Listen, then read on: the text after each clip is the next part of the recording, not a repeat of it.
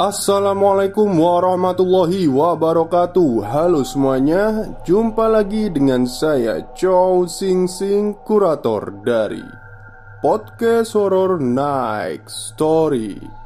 Halo, apa kabar semuanya? Semoga kalian pada sehat semua ya. Dan seperti biasanya, pada malam hari ini saya kembali dan akan membawakan sebuah kisah mistis untuk kalian semua. Kisah mistis kali ini saya dapatkan dari akun Twitternya Mas Simpleman yang berjudul Lintri. Jadi Lintri itu semacam pelet ya. Ya kayak ilmu pelet gitu, biar seseorang itu suka sama kita. Yang awalnya tidak suka menjadi suka. Oke, mungkin tidak usah berlama-lama ya. Langsung saja kita simak ceritanya. Ada yang tahu tentang Lintrik? Sepertinya masih banyak yang belum tahu ya. Kita bahas malam ini. Treat ini mungkin tidak menakutkan bagi beberapa orang, tapi akan menjadi mimpi buruk bagi mereka atau keluarga mereka yang pernah mengalami atau bersinggungan dengan Lintrik. Karena Lintrik memiliki sejarah yang tidak kalah gelap dari banyak ilmu hitam yang pernah diciptakan. Pada beberapa daerah Jawa Timur, Lintrik memiliki nama-nama yang berbeda satu sama lain.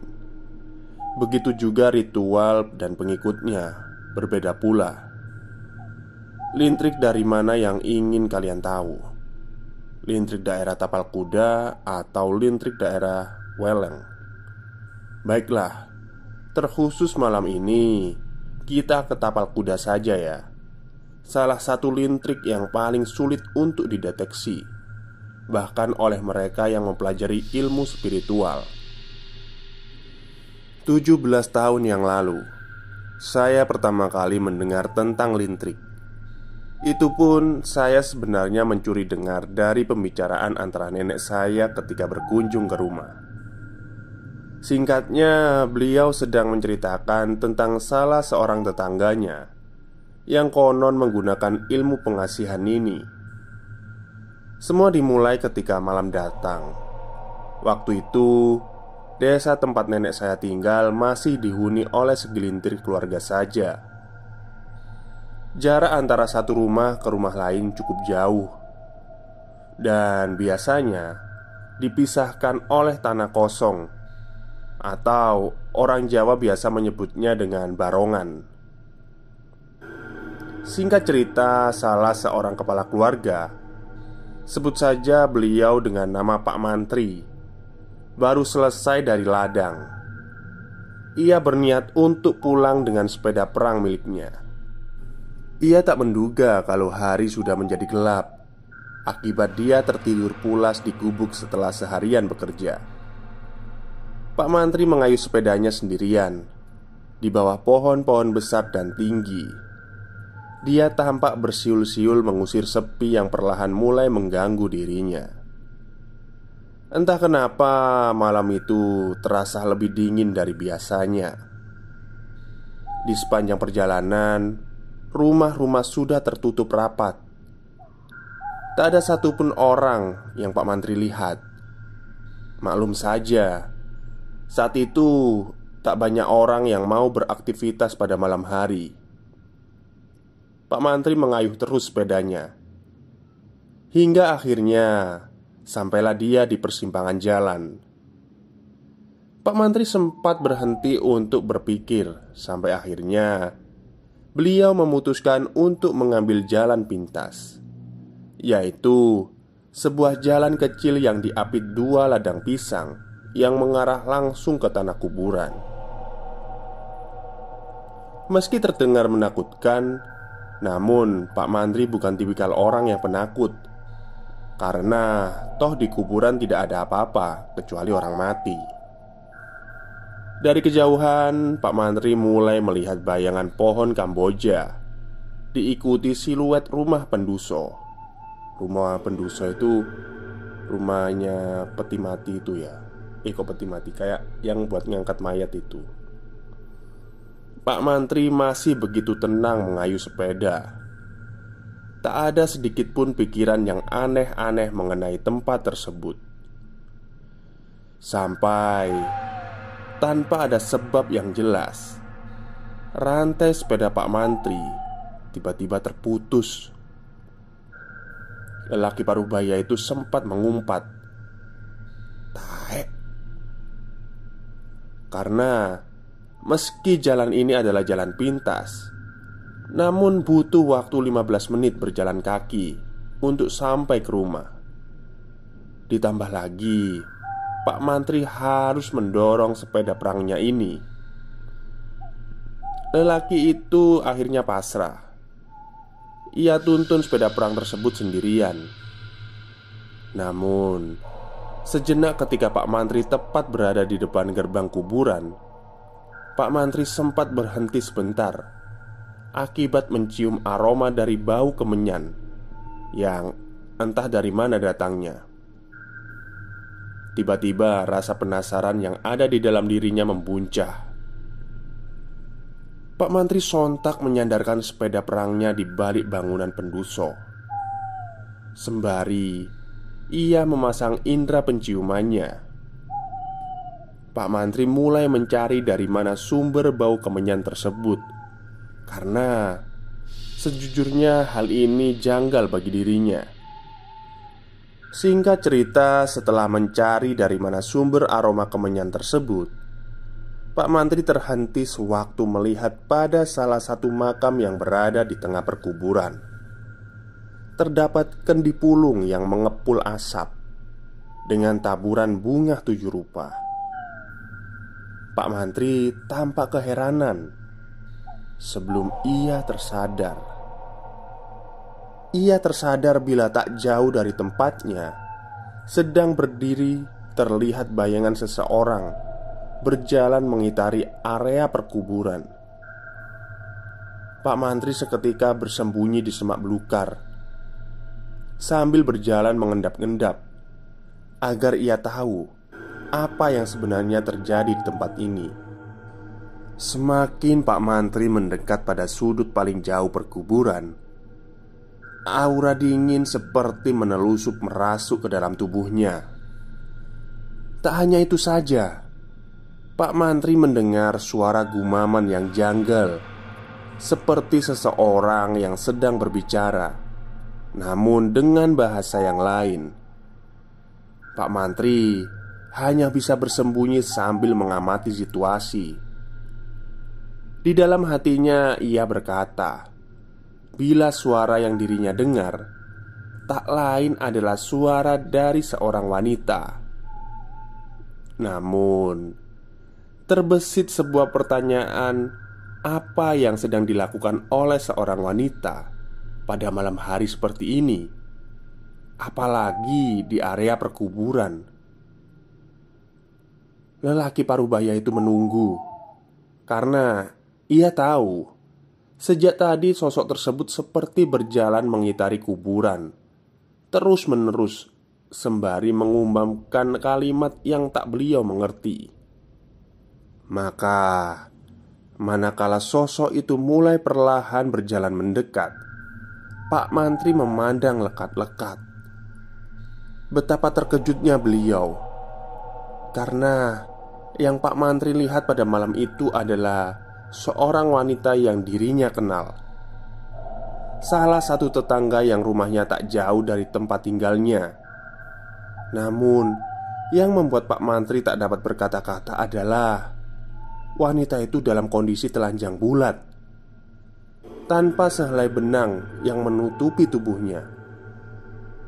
Wanita itu terus saja berjalan tanpa sadar dengan kehadiran Pak Mantri. Ia terus melangkah sendirian, memutari area perkuburan. Kedua kakinya merah akibat dingin dan tandusnya tanah kuburan.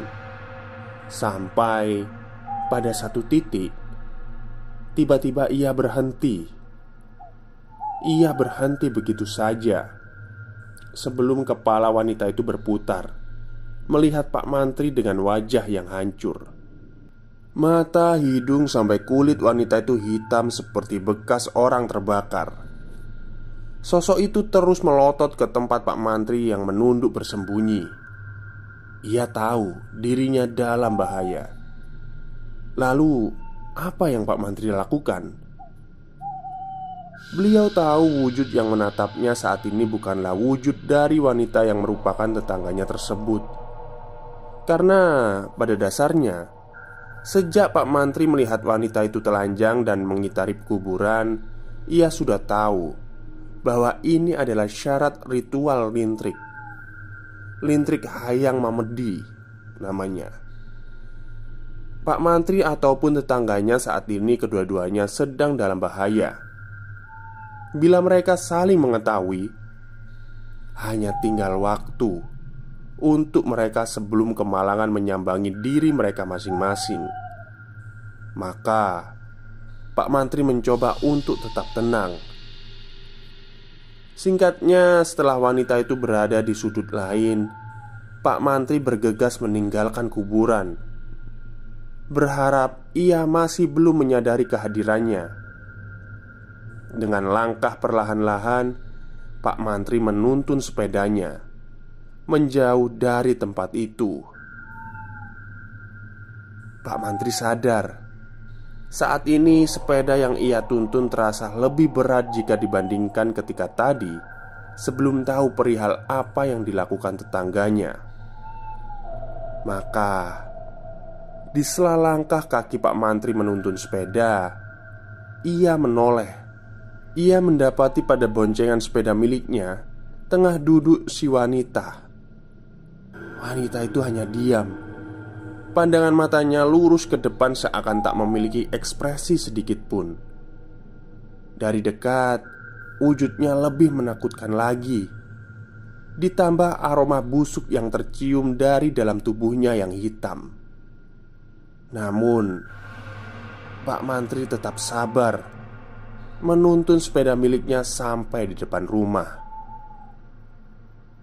Istri Pak Mantri sempat menegur beliau, "Kenapa baru pulang?" Pak Mantri tak menjawab. Ia langsung masuk ke rumah dengan tubuh gemetar hebat. Ia sadar tak boleh ada satupun orang yang tahu perihal ini. Wanita itu terus mengikutinya saat ia menimba air sumur. Bahkan ketika Pak Mantri tidur tepat di samping istrinya, sosok wanita itu masih berdiri di sampingnya. Kadang menunduk melihat wajah Pak Mantri dari dekat. Sesekali istrinya terbangun dan bertanya perihal aroma bangkai tikus yang dirinya cium. Pak Mantri tetap saja diam. Pak Mantri berusaha setenang mungkin menghadapi gangguan jin yang sudah dipanggil oleh tetangganya ini. Terbesit satu pertanyaan dalam benaknya. Pada siapa tetangganya ini ingin menjantuhi lintrik ini? Karena saat itu hanya Pak Mantri yang sadar bila pengilmunya tidak sesempurna itu. Kelak hanya Pak Mantri lah yang sadar dan tahu perihal ilmu pengasih ini. Karena cerita utama tentang lintrik ini baru saja dimulai. Wanita itu dikenal sebagai kembang desa.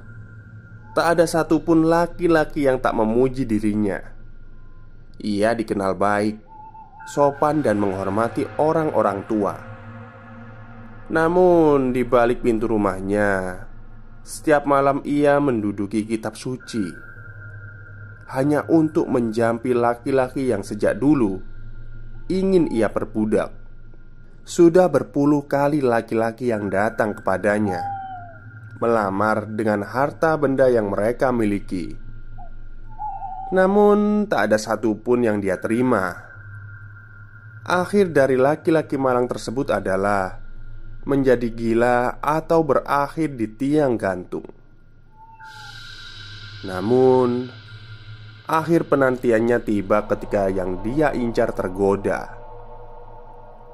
Ia menundukkan seorang suami yang sudah memiliki istri dan ketiga anak yang masih kecil. Dan yang membuat orang-orang tak habis pikir adalah lelaki yang ia tundukkan tak lain adalah tetangganya sendiri. Kecantikannya yang selalu dipuji oleh orang-orang berbeda dengan apa yang dilihat oleh Pak Mantri. Karena di matanya, kulit tubuh wanita itu membusuk seperti jenazah yang sudah lama dikuburkan.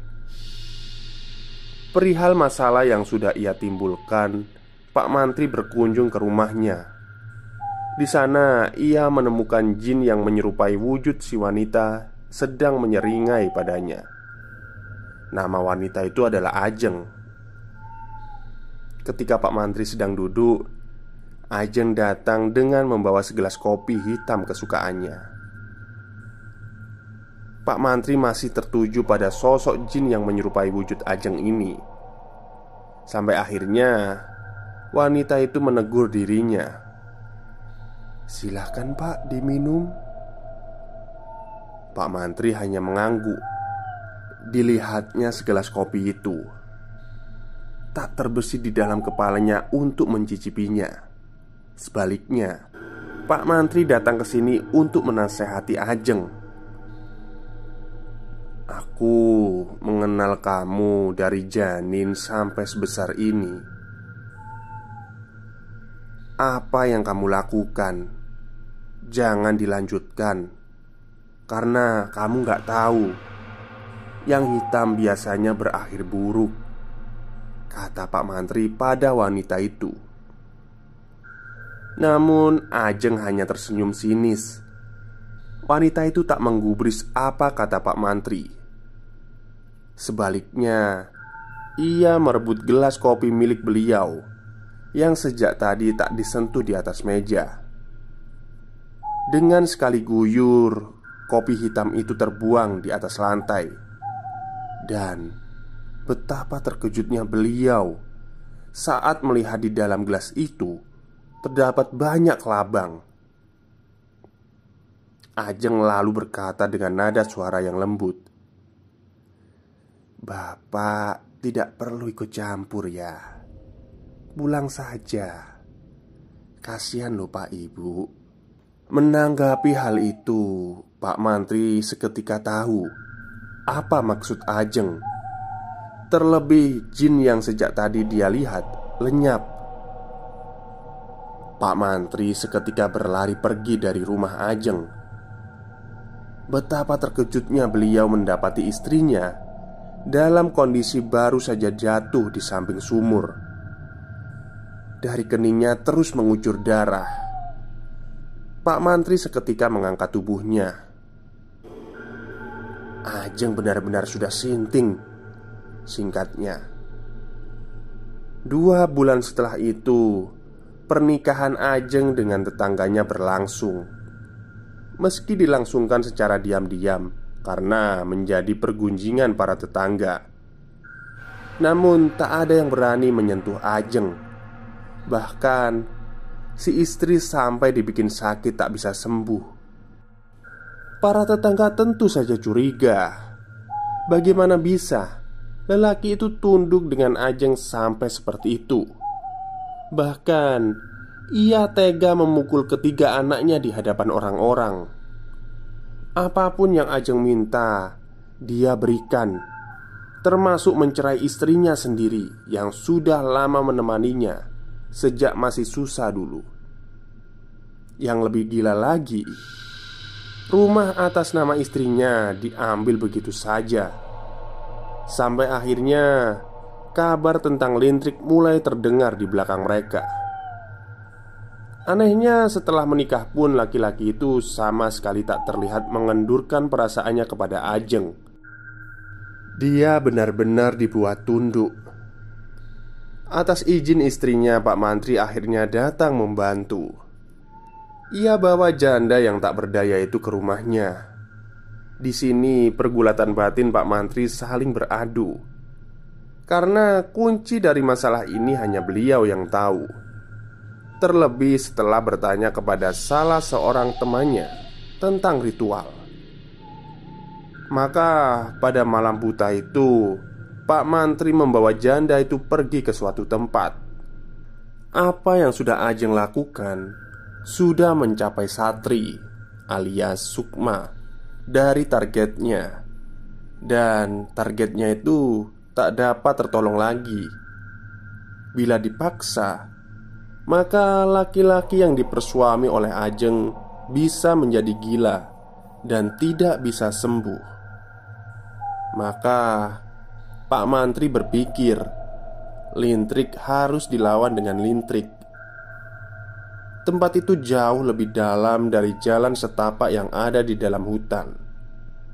Jauh lebih gelap dari tempat manapun. Bahkan meski Pak Mantri sudah berkali-kali pergi ke rumah orang itu, namun ketakutan masih saja datang sewaktu beliau menuju ke rumahnya.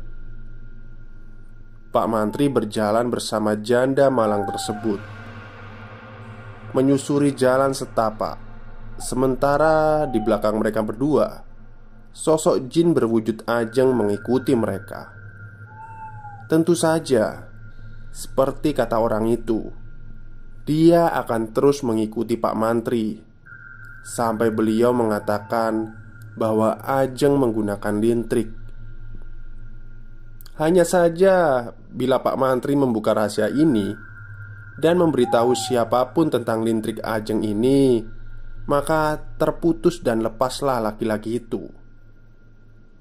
Tapi laki-laki itu bisa saja gila, sementara Pak Mantri akan jatuh sakit yang amat parah. Begitu pula dengan Ajeng. Maka seperti sudah diduga sebelumnya, kedatangan Pak Mantri disambut oleh seorang lelaki tua yang tentu sudah tahu maksud kedatangan mereka.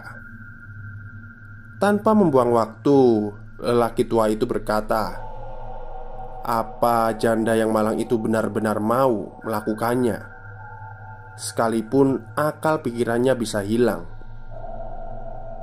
Entah karena dendam atau putus asa, janda yang malang itu seketika menjawab bila ia bersedia melakukan apapun, asal kehidupannya yang dulu bisa kembali.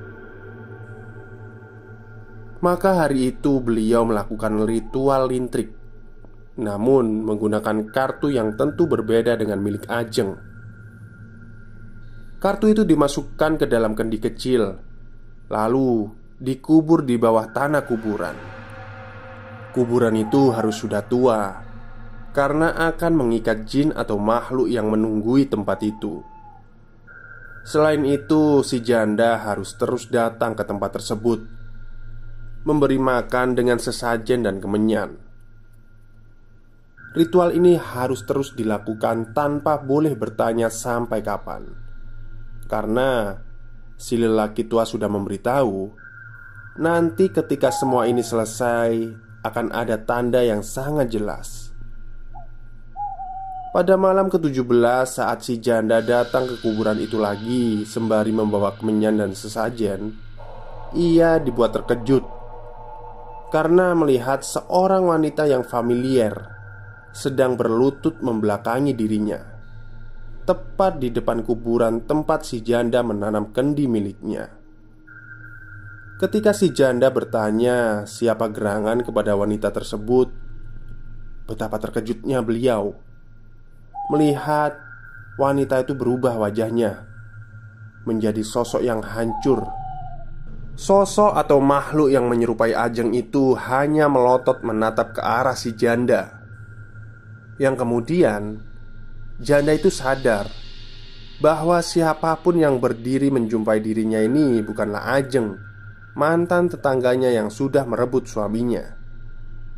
Ia sadar mungkin ini adalah salah satu pertanda yang ia tunggu. Lantas, karena keteguhan hatinya yang ingin membalas apa yang sudah Ajeng lakukan kepada keluarganya, si janda tak merasa takut sama sekali. Bahkan ketika ia meletakkan sesajen seperti biasa, sorot matanya tak henti tertuju mengamati wajah Ajeng yang seperti dibakar bara api. Setiap hari, selama 7 hari berturut-turut si janda datang. Dan Setiap kali sampai di kuburan tua itu, sosok yang menyerupai Ajeng juga ada di sana. Wujudnya kian lama semakin tak dapat dijelaskan. Lidahnya panjang sampai keluar dari mulut, sementara kulitnya dipenuhi benjolan. Si janda hanya duduk, meletakkan kembali sesajen di atas kuburan. Dan malam itu adalah kali pertama dia melihat makhluk itu menengok ke wajahnya lebih dekat, dan sangat-sangat dekat, sampai hidung mereka nyaris bersentuhan. Ada ketakutan dan kengerian di dalam hati si janda. Ia lalu berkata, lembut sekali, suaranya seperti berbisik, lebih halus dari suara seorang manusia yang pernah dijumpai si janda. Ia berkata untuk mengambil kartu yang sebelumnya dia sudah tanam. Namun, disinilah letak perbedaan lintrik pengasih si janda dengan si Ajeng. Karena si janda harus membuka seluruh pakaian yang ia kenakan, sampai tak ada selembar kain pun yang menutupi tubuhnya. Lalu ia harus membasuh wajahnya menggunakan tanah kuburan dari setiap tanah yang ia gali, untuk mengambil kartu yang sebelumnya dia tanam di dalam kendi. Oh, kalau lintriknya si Ajeng itu hanya telanjang sambil mengitari kuburan. Tapi kalau lintriknya si janda itu dia sama telanjang, cuman gak usah mengitari kuburan. Tapi dia itu kalau mau ngambil kartu atau kendi yang ada di dalam kuburan itu yang ia tanam, setiap galian itu dia menggunakan tanah kuburannya buat dibasuh ke mukanya. Oh, seperti itu. Butuh 8 sampai 9 kali galian tanah bagi janda malang itu. Dan setiap kali ia menggali, tak lupa ia membasuh wajahnya dengan tanah. Ia sudah menempuh jalan sejauh ini, maka tak ada jalan lain bagi dirinya untuk kembali. Terlihatlah kendi yang ia cari. Warnanya lebih hitam dari sebelumnya. Tepat ketika janda malang itu mengangkatnya, ia mendengar kecipuk air di dalamnya. Padahal sebelumnya ia yakin bila di dalam kendi tersebut hanya berisi 4 lembar kartu yang diusulkan oleh si lelaki tua. Lantas, air apakah ini? Disitulah tiba-tiba si lelaki tua datang. Ia hanya berdiri menatap wanita itu.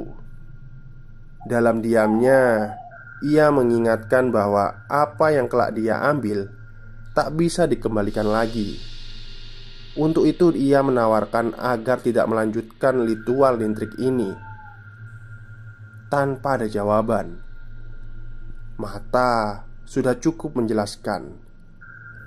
Tak ada obat dari sebuah dendam yang kesumat. Maka si lelaki tua itu berjalan sambil tertawa. Katanya, menyesatkan manusia lain adalah hadiah yang paling menyenangkan untuk dibawa mati. Maka ia berpesan untuk terakhir kalinya.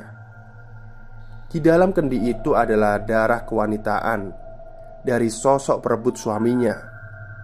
Ia harus minum semuanya, maka jin itu akan meninggalkannya. Dia akan berbalik menjadi abdi yang paling penurut, guna menghancurkan semua yang sudah dia miliki, sampai ke akar yang sudah dia tanam. Darah jauh lebih kental bila dibandingkan dengan air. Itulah yang janda malang itu rasakan ketika cairan itu melewati kerongkongan tenggorokannya. Ia mendengar sosok yang menyerupai Ajeng itu tertawa terbahak-bahak. Dan seperti itulah cara jin menertawakan manusia. Pagi itu Pak Mantri datang menjemput. Setelah berbicara dengan si lelaki tua, ia lalu melangkah masuk ke dalam rumah. Dan betapa terkejutnya beliau ketika melihat wanita itu sedang duduk menyisir rambut. Siapa yang menduga Halimah si janda malang menjelma menjadi wanita yang menggoda. Beliau pun mengantarkan Halimah pulang. Sepanjang perjalanan tak henti-henti orang berbisik saling berbicara. Tak tahu dengan siapa Pak Mantri berboncengan. Manakala mereka melewati rumah Ajeng, wanita itu tahu ada yang tidak beres dengan dirinya. Separuh wajahnya merah melepuh. Halimah akhirnya memutuskan tinggal jauh di luar desa, di sebuah rumah gubuk yang dikelilingi lahan pisang. Ketiga anaknya tak dibawanya. Konon, dari bisik orang yang saling berbicara, Halimah mendapatkan uang dari banyak laki-laki yang berkunjung. Tak penting dari mana Halimah mendapatkan uang, karena setiap malam ia akan berjalan pergi, lalu berdiri di luar rumah Ajeng. Selalu seperti itu. Beberapa kali pula Ajeng terlihat mengintip dari jendela kamarnya. Ia tak mau laki-laki yang sudah susah ia rebut didapatkan kembali oleh Halimah. Satu yang tidak dipelajari oleh Ajeng, lintrik yang ia pelajari membutuhkan media mata dari korban untuk melihat dirinya. Namun, lintrik yang dimiliki Halimah berbeda. Hanya membutuhkan satu foto saja. Dan malam itu Halimah tak ada keinginan untuk merebut suaminya. Ia ingin laki-laki itu membayar rasa sakit yang ia miliki. Halimah pulang sambil berpikir untuk memulai penderitaan Ajeng dengan satu sentuhan saja.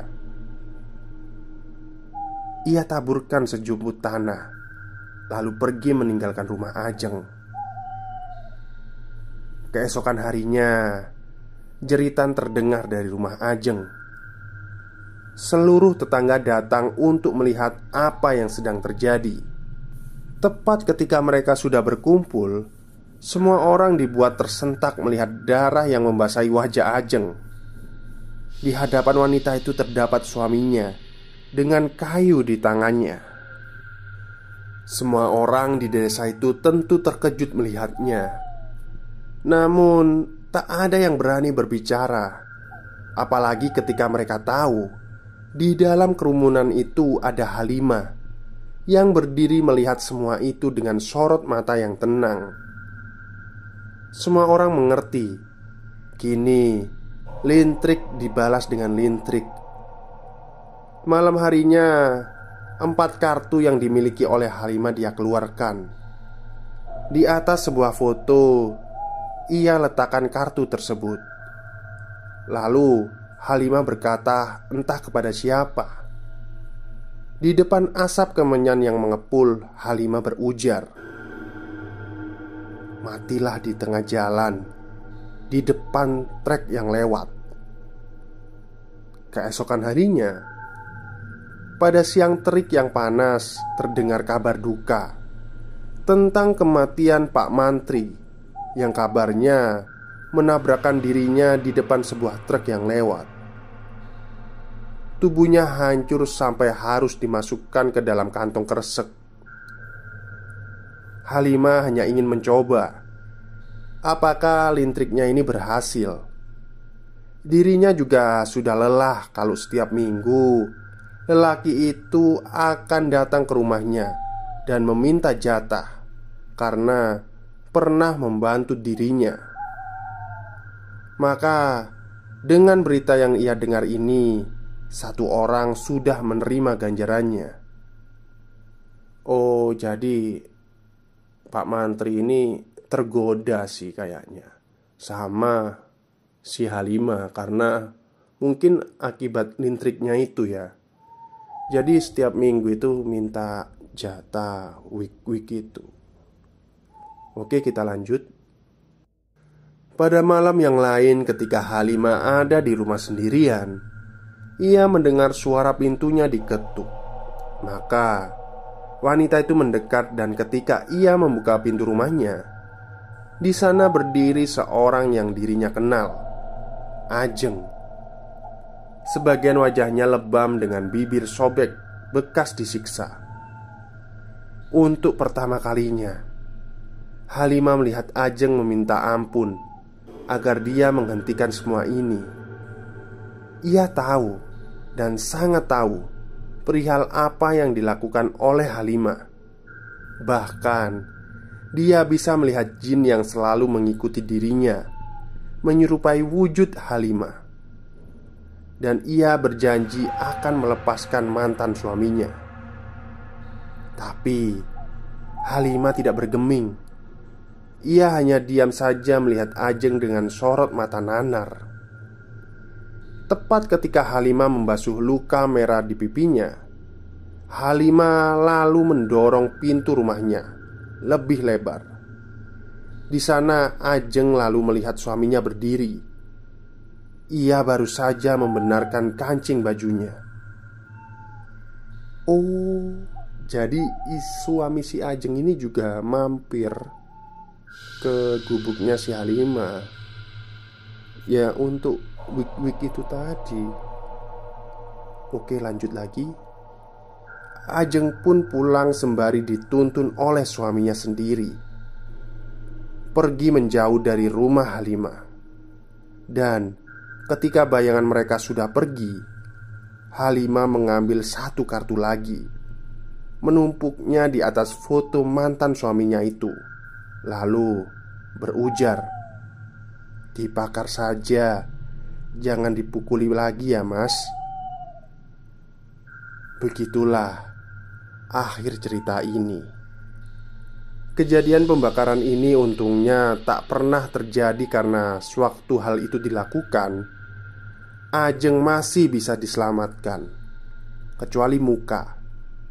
Setengah badan dan kakinya mengalami luka bakar yang menyebabkan cacat permanen.